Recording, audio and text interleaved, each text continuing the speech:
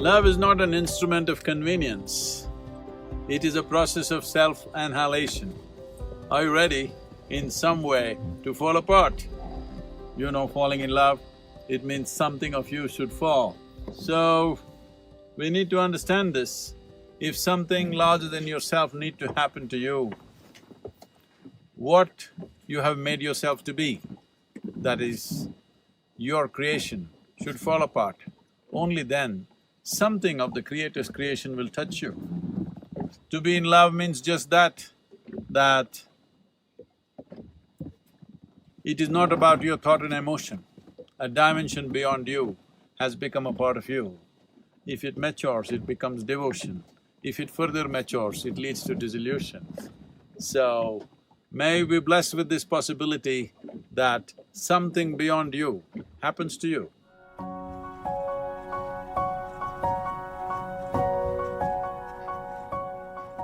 Life is a fabulous phenomenon for one who knows how to ride it, one who knows how to ride a wave. You can see how fantastic and fabulous it is. One who does not learn how to ride it will get crushed by it, threatened by it. A really good wave rider, his dream would be a tsunami.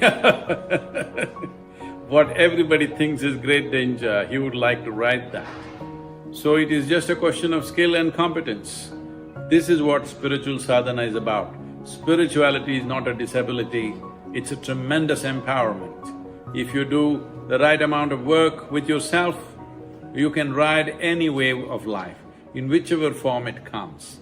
It is my wish and my blessing, every one of you should become wave riders. Whatever life throws at you, you should be able to ride it and know the joy of living, because this is a limited amount of time.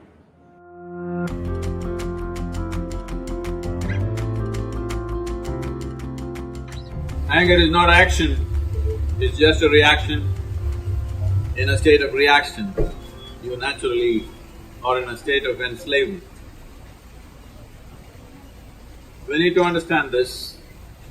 When something other than the deepest core of yourself determines what you do and how you are, that's enslavement.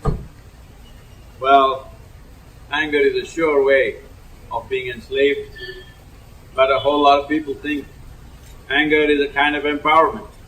Yes, if you have donkeys around you, you might have produced some results with anger, but you tried every day. After some time, nobody will be around you.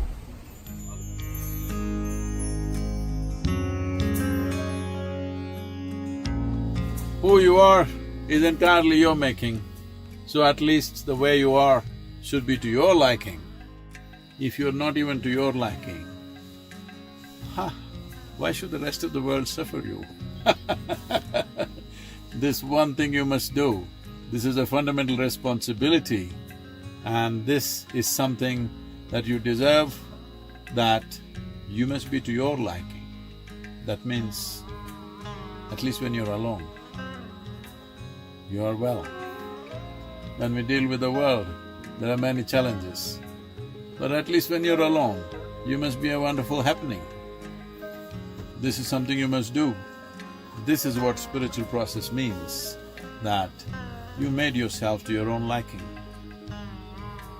Well, some people will like you, some people will not like you, but if you're not to your liking, then what is the point?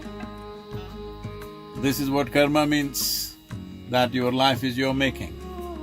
Make it happen, that your life is pleasant in experience to yourself. Once that happens, you will see, in some way you will be to everybody's liking. There'll always be some people who dislike everything. It's all right, it's their freedom to do that. But the most important thing is that you are happening the way you want yourself to be. Let's make it happen. In engineering, I'm telling you, you must engineer yourself the way you want, otherwise what's the point of living here?